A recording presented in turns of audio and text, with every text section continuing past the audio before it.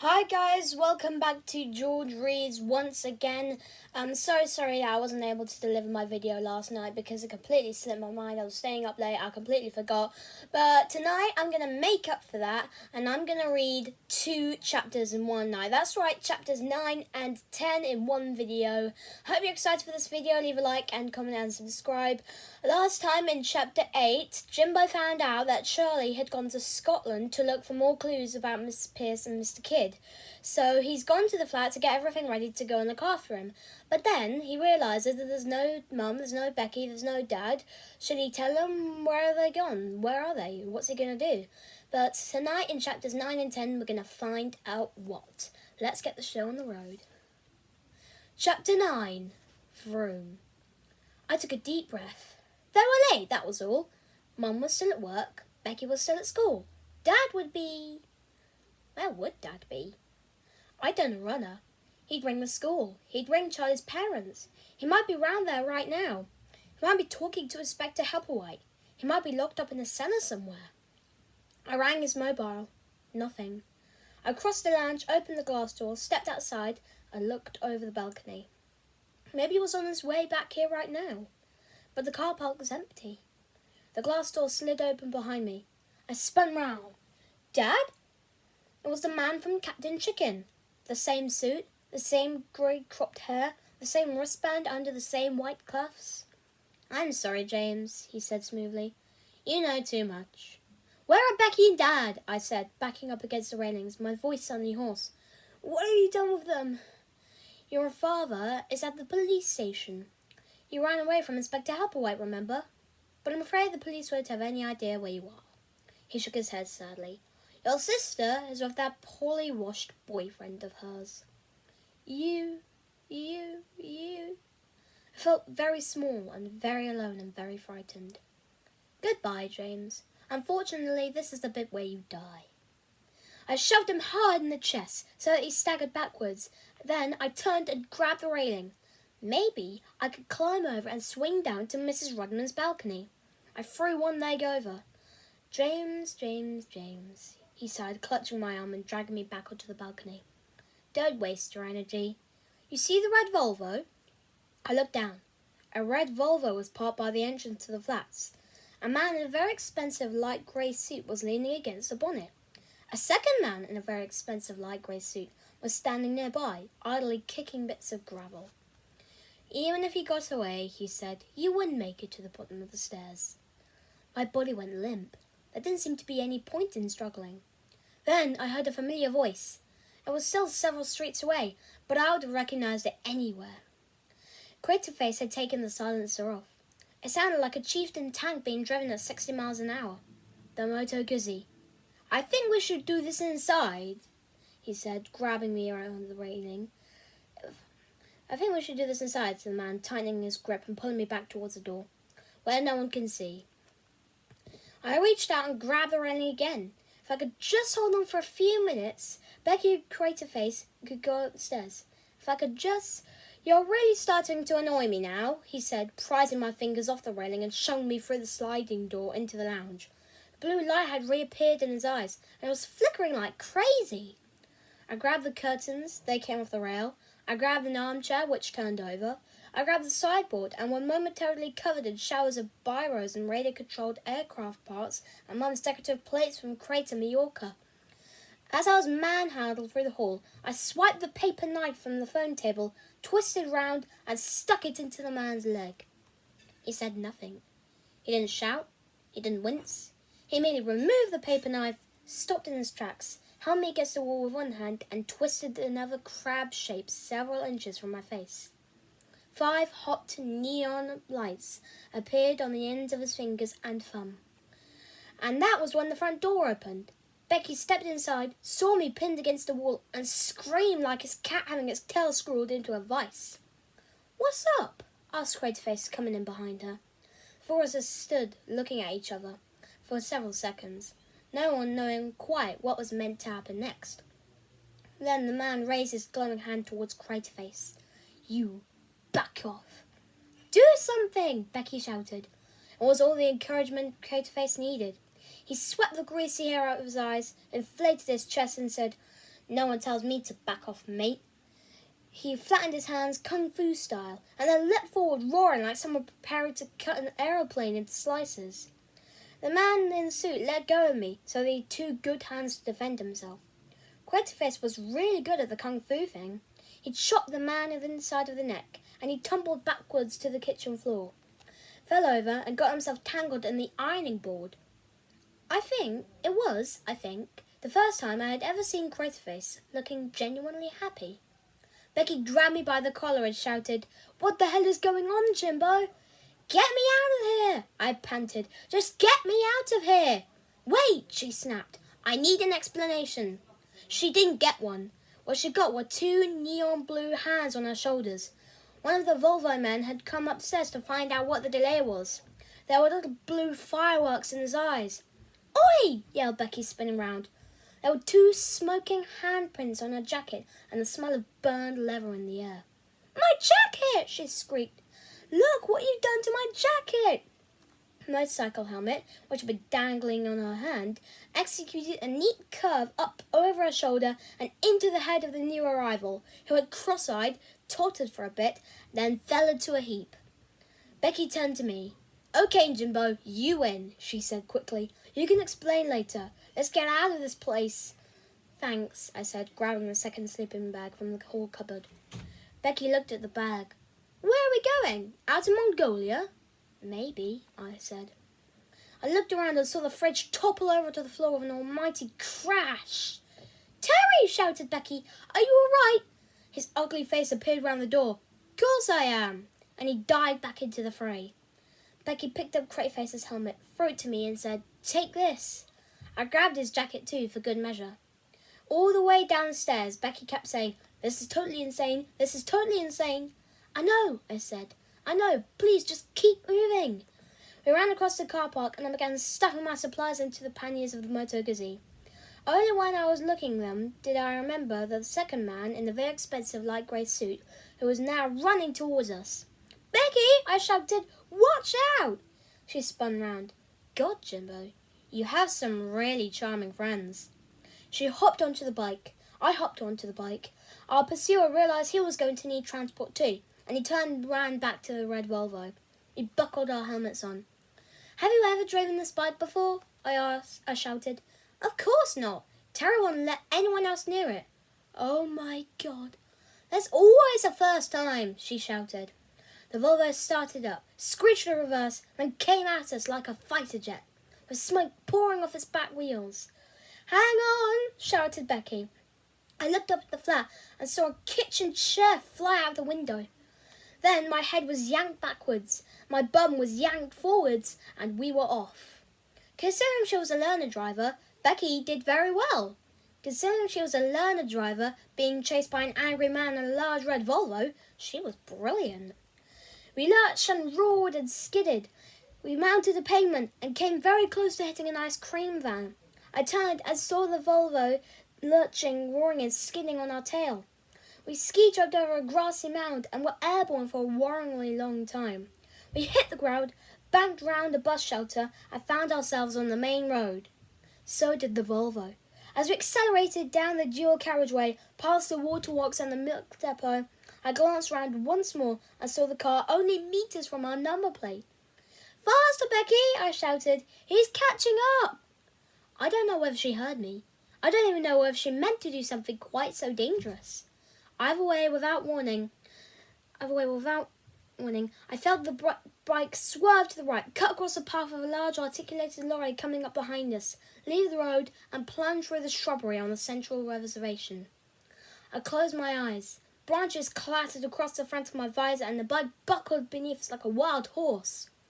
I concentrated on keeping my lunch firmly down. I did not want to be sick inside a motorcycle helmet. Then, suddenly, there was tarmac under the bike again. I opened my eyes and saw they were travelling down the dual carriageway in the other direction.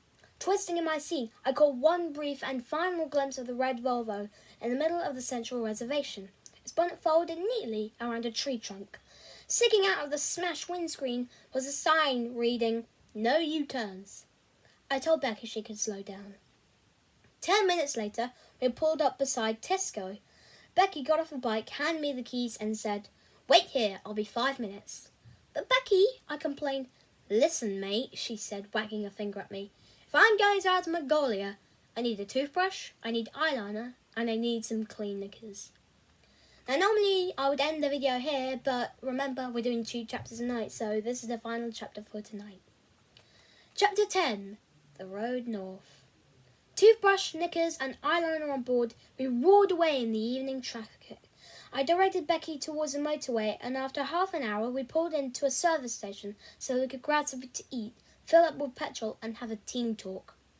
We bought ourselves a tray of scrambled eggs and chips and sticky cakes, and made our way to a window seat. We squeezed in. Becky speared a chip. I took a sip of my lemonade, and she said, "Explanation, now." I started at the beginning. The expulsion wind-up, bugging the staff room, piercing kids in mystery language, Charlie saying Spudvetch to Mr. Kidd, the raid on Mrs. Pierce's attic. Becky's chip remained suspended on the prongs of a fork, halfway between her plate and her mouth, throughout my entire story. "Holy bananas," she said. "And this is all true?" "Of course it is. You saw those men in the flat. They weren't pretending, were they?"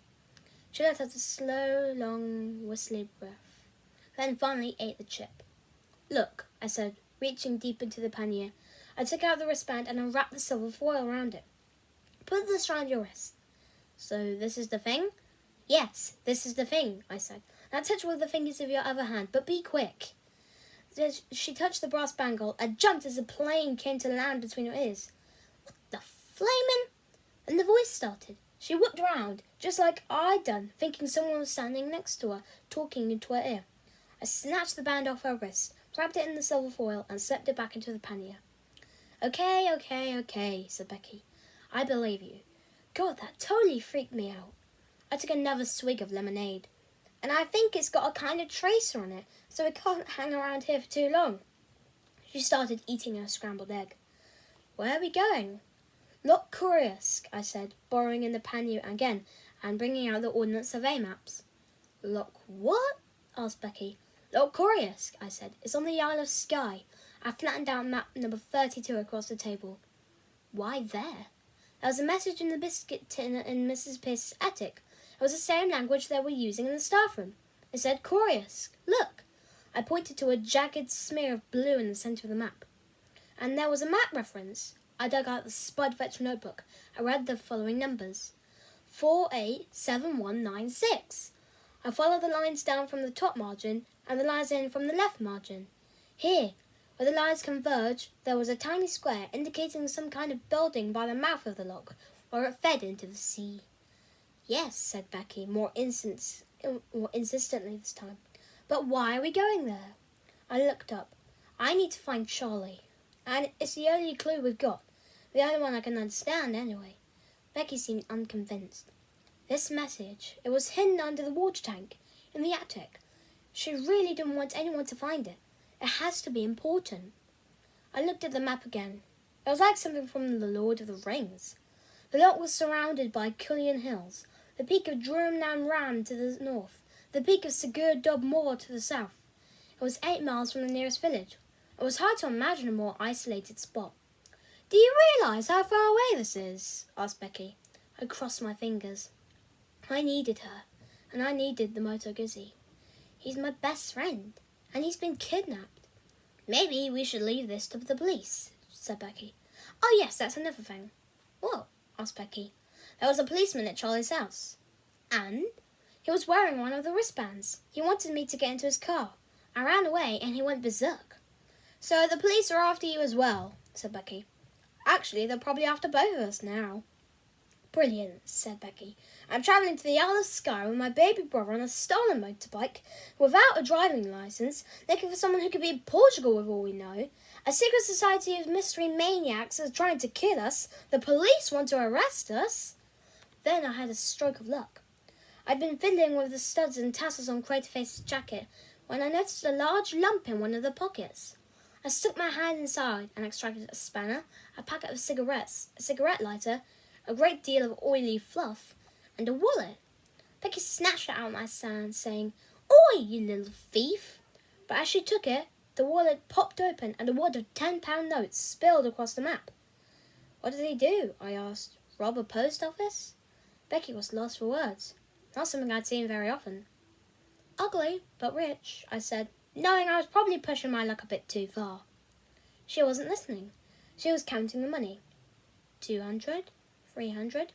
She still had a long way to go. "The lying pig," she snapped. "He told me he was broke. The stinking, two-faced, good-for-nothing, evil, self-centered." I let her rant for a bit. She needed to get the stuff off her chest, and I quite enjoyed it too. After a couple of minutes, she ran out of steam. I picked up a handful of tenors. "This lot will get us to the other sky then, won't it?" Becky looked at me in silence for a few seconds and hissed, "Too damn right it will. If that creep thinks I'm hurrying home to see him, he's got another thing coming. Let's hit the road, Jimbo." On our way out to the service station, we remembered that we still had our parents, and they were probably not too happy at the moment. So Becky called them on our mobile. Thankfully, the answer phone was on. "Mum, Dad, it's Becky. I got Jimbo with me. We're both fine, but we can't come home right now. We'll explain everything later. Ciao." We filled the tank, bought 2 pairs of dark glasses, and rejoined the motorway. Night fell, and the sky was still 300 miles away. We turned off the M6 and wove our way down a maze of narrow country lanes until we came to a small wood. We parked the bike out of view of the road, clambered through the bushes, and found ourselves a good tent-sized clearing. There was a message from home on Becky's mobile, but we decided not to listen for it. After all, Mum and Dad weren't going to be washing us luck. The food I packed was cold and a bit tattered, but the remains of Dad's roast potatoes and raspberry pavlova was still good. "Know what?" said Becky, brushing the crumbs from her lipstick. "What?" "I take back what I said about Dad," she smiled. "I don't care if he's got something wrong with his hormones. He produces some quality leftovers." We woke at dawn to find a torrential rain had hammered its way through the canvas. The bottoms of our sleeping bags were soaked in grimy water. The shoes we put outside the mouth of the tent had all but dissolved. "Why couldn't this have happened in July?" moaned Becky. I wrung out the sleeping bags while she readjusted her makeup. Once our face was ready, we squelched the tent down, squelched our belongings into the motorbike panniers, squelched onto the damp leather seat, and made our way back to the M6. Watching the glistening tarmac sit beneath my feet, I dreamed of duvets and hot breakfast, big jumpers and radiators. We had double beans on toast in Carlisle, and spent a long time in the loos drying bits of clothes under the hand dryers. By Glasgow the sun had come out. By Dumbledon I was starting to feel almost human. The countryside was looking stranger now, older, craggier. We twisted and turned along the banks of Loch Lomond for 20 miles. To our left, mist hung between the peaks of the high hills. To our right was a mile after mile of water, all rippled in the wind and dotted with knobbly little islands with scrubby trees on. The road climbed. Crianlarich, Tindrum, Balachalish. The hills were barer now. In the sun, it looked like a picture postcard. In the rain, it would have looked like a scene from a horror film. My bum was beginning to hurt. We had been driving for almost 6 hours now, so I was relieved when the hills started to fall away, and we began making our way down towards the sea, to the Carl of Lochlush and the Skye Bridge. We pulled off the main road and parked in front of a cafe from the water's edge.